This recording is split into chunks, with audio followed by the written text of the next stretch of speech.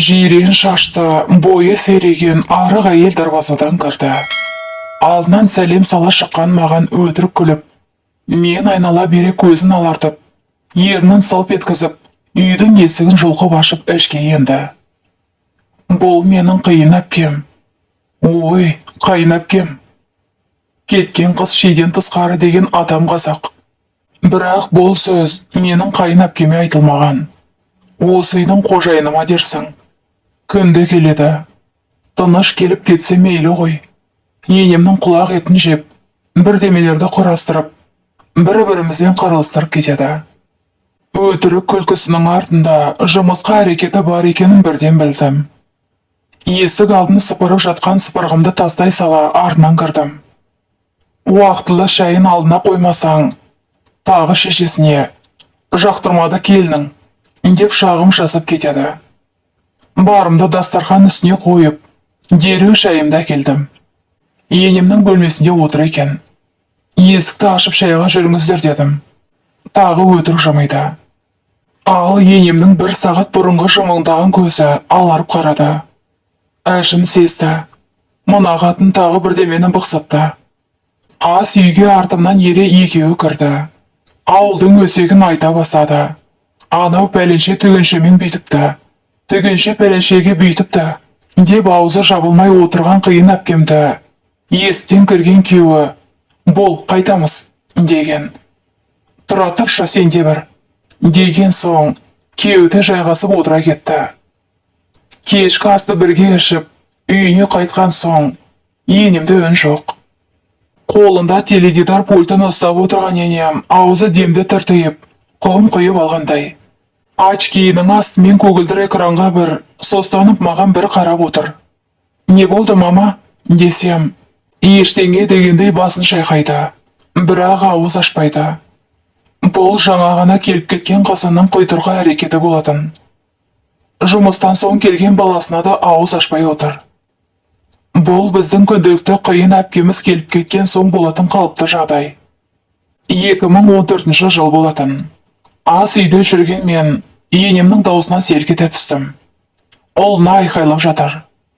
Жүрегім тарсылдап кетті. Соңғы күндері әр айқай шу болған сайын жүрегім осылай тулайтында шығарды. Қатынның деген сөзінің құлағым шалды. Жүгіріп бардым. Оқымайды. Қатын деген үйде отыру керек. Кімнің келінін көрдің, оқуға барып жүрген. Айттым, бітті, деп секілдеп отыр. Күйеуім жағы ашпады. Келін болып түскенімде артынан келген қуғыншыларға еш қиындығы жоқ, оқуын жалғастырады, деп үйіп төккен уәдесі қайда. Күйеуімнің де оқуында еш қиындықсыз барып келіп оқисың дегені қайда. Көзіме мөлт-мөлт жасым келіп, есік сыртында тың-тыңдап тұрып, бір сәт күйеуге тигеніме өкіндім. Өзім жайлы қысқаша айтар болсам, анам мен әкем 7 айлық кезімде күнкөрістің қамымен қалаға жұмыс жасауға кетіп, мені ата мен әжеме қалдырып кетіпті. Содан бері қара шаңырақта отырған ата әженің ең сүйікті, абыройлы, бәрі жақсы көретін еркен немересі болып өстім. Тұмсықтыға шоқтырмай, қанаттыға қақтырмай, маңдайыма жел тигізбей, ата мен әжем үкілеп өсірді. Үйдің тірлігіне де онша араласа бермейтінмін. Сабағын оқысын деп, әжем араластыртпайтын. Мектеп қабырғасында үздік оқушы едім. Қоғамдық жұмысқа да белсене араласып жүріп, мектепті алтын белгіге бітірдім. Армандаған оқуыма қиналмай грантқа түстім. Жоғарғы сыныпта оқып жүргенде, құрбымның үйіне барған мен туыс ағасымен танысып қалдым. Сондай сымбатты, сөйлеген сөздері өте сыпайы жігіт. Арамызда әлеуметтік желі байланыстырып жүріп, ғашық болдым. Оқуға түскеніме бірер ай ғана болған.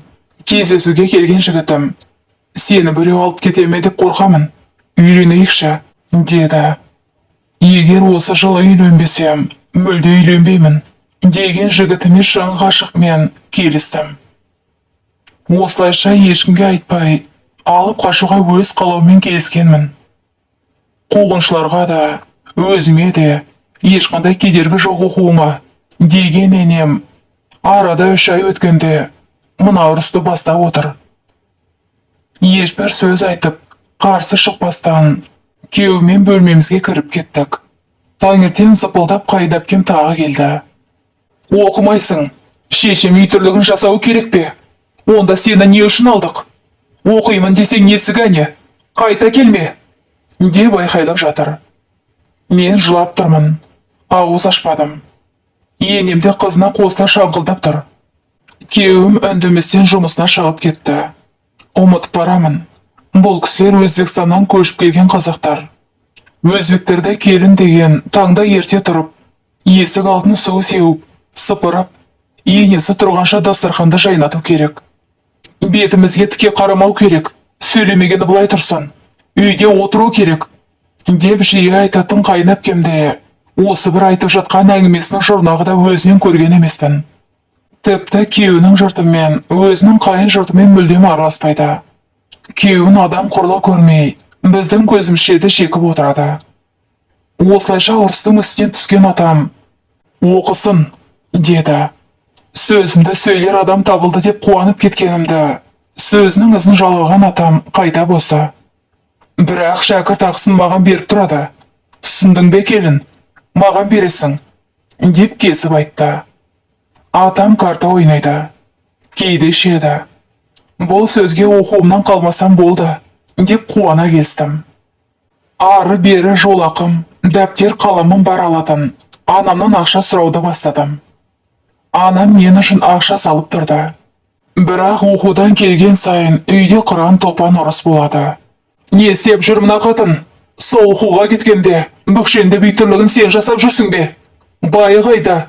Бір қатынына сөзін өткізе алмады ма? Деп қайын әпкем ұрыс шығарып кетеді.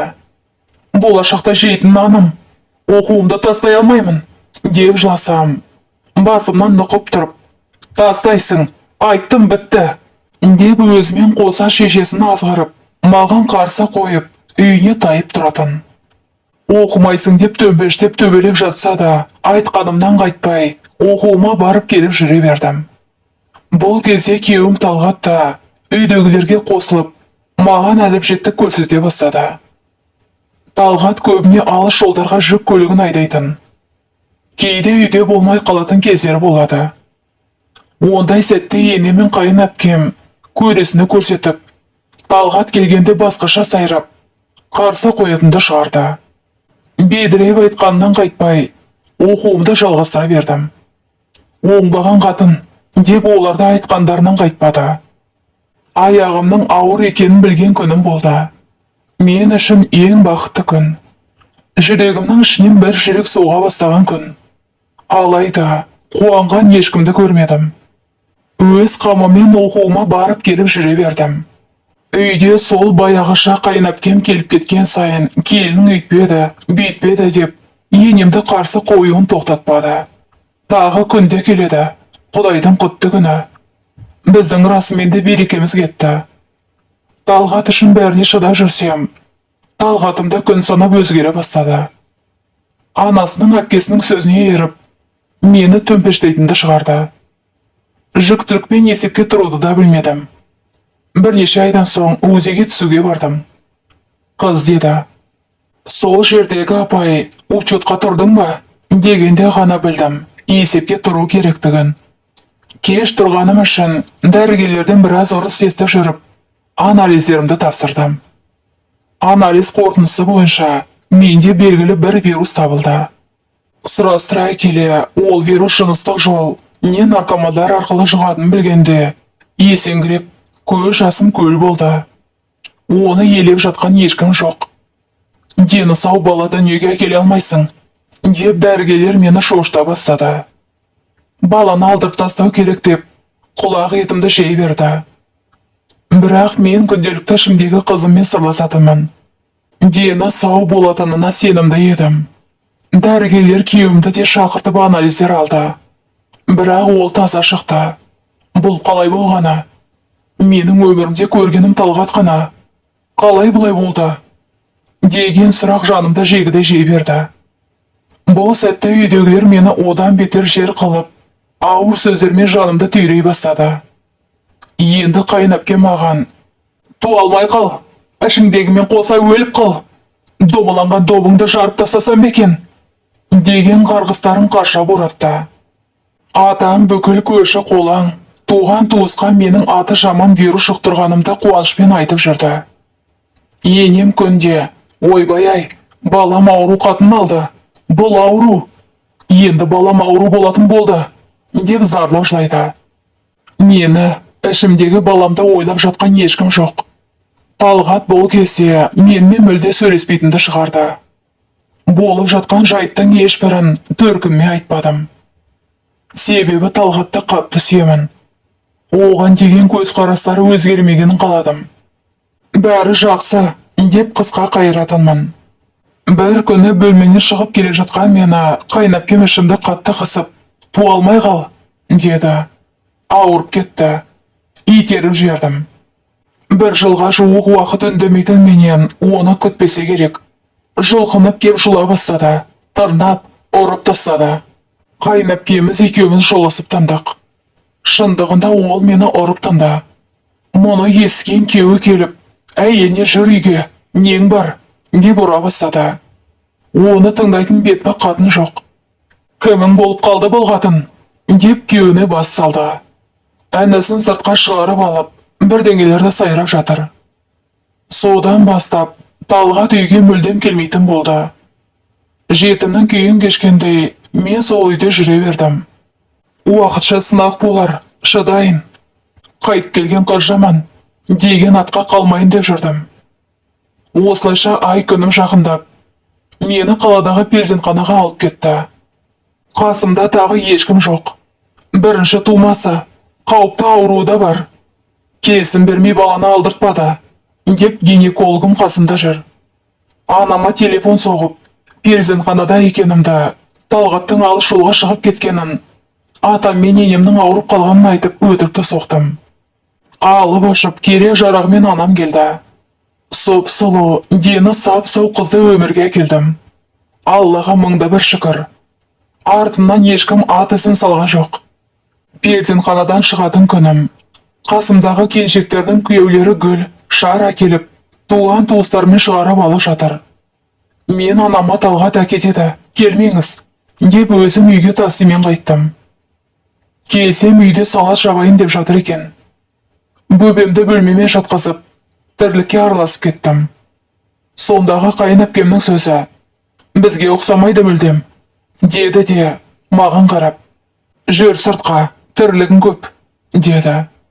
Өзімнің үйімде жеңгелерім босанып келгесін, 40 күн бойы әжем қалжа етін жегізіп күтетінін білемін. Алайда енем, бізде баяғыда күтіну дегенді білмегенбіз, деп қысқа қайырды. Осылайша тірлікке араласып кеткен мен 10 күннен соң есімнен танып құладым. Бөпемде қатты ауырды. Тағы ауру қатын, ауру бала деп шықты. Бұл жолы анам айттым. Анам ауруханаға жатқызды. Артымыздан бір қайын жұртым не екеуім іздеп келмеді. Бізге керек емес деді. Ауруханада бір ай жаттым. Артымнан екеуім, енем, атам, қайынапкем, біреуі де ат ізін салмады. Анам ауруханадан шыққан соң үйге алып кетемін. Кішкене өз-өзіңе келіп алғасын қайтарсың, деді.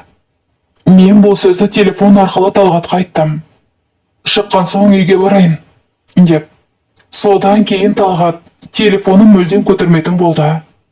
Үйіңе кете бер, қайт келме, деген SMS жазып жерді. Мен шынымен де қинала бастадым. Ауруханадан шығып, қайын жұртыма кете салсам ба деп те ойладым. Анам болса, денсаулығыңды ойла, біраз өз-өзіңе кел, қызың да тәуір болсын, деп үйге алып келді. Бір айға жуық өз үйімде жүріп, толығымен сауықтым. Үйге қайтайын деп телефон соққан маған күйеуім, енді мені мазалама, дейді. Мен сонда да қоймадым. Қызымыз бар ғой, Талғат, әкесіз өссін бе, деп жылай бастадым. Бір күні телефонын қайнапкем алып, Талғатты үйлендірейін деп жатырмын. Қызды да өзім тауып бердім. Енді мазалай берсең сотқа беремін, деді.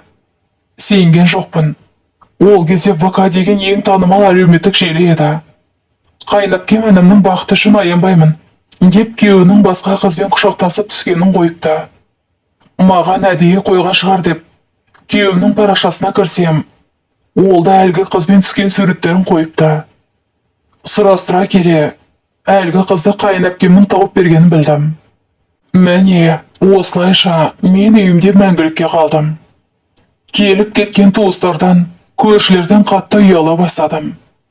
Тіпті жайсыз сезіне бастадым. Қызы қайтып келіпті деген әңгімеде болмады емес. Намыстандым. Сұрастырып жүріп, жатақханадан орын тауып, қызымды алып сонда көшіп кеттім. Анам қарсы болса да тыңдамадым. Барлық ауруымнан құлан таза айығып шықтым. Оқуымды жалғастырдым. Кейде анам келіп қарап отырады қызыма. Келмей қалғанда бір сөмкемде дәптер кітабым, бір сөмкемде памперс, смеспен қызымды көтеріп сабаққа барамын. Мұғалімдерім түсіністікпен қарады. Ең бастысы, грантта оқитын мен басқа карточка аштырып, атамды менің стипендиямнан айырдым. Баламен жүрсем де, мен университетті қызыл дипломға бітіріп шықтым. Күйеуімнің әлгі қызға үйленгенін естідім. Мүмкін осы дұрыс шығар деп, өз өмірімді сүре бердім. Ақшадан қиналсам, анам беріп кетеді. Бірақ жиі ала беруге ұялатынмын. Сонша жан таласып, таяқ жеп, қызымды көтеріп апарып, құрдастарыма күлкі болып жүріп, алған қызыл диплом түкке де жарамады. Ешбір жер мені жұмысқа алмады. Бәрі қомақты ақша сұрайды. Ондай ақша менде қайдан болсын? Әкем мен анамнан сұрауға ендігі бетім жоқ. Дипломыма лайық бірде-бір жұмыс таппадым. Ақшам жоқ. Қызымды асырауым керек. Амалсыздан тойханаға ыдыс жудым, подъезд тазаладым, әжетхана тазаладым. Менімен жасты қыздар қыдырып жүргенде, мен қызымды асырап, қалайда аяққа тұруым керек дедім. Кейде тазалап жатқанымды көріп тұрып, надандар әдейі қақырынып кететін. Подъезд қанша тап-таза қылып сыпырсам да, мін-тағатын сыншылар көп болды. Бәріне көндім. Тек аяқтан тұрып кетсем болды.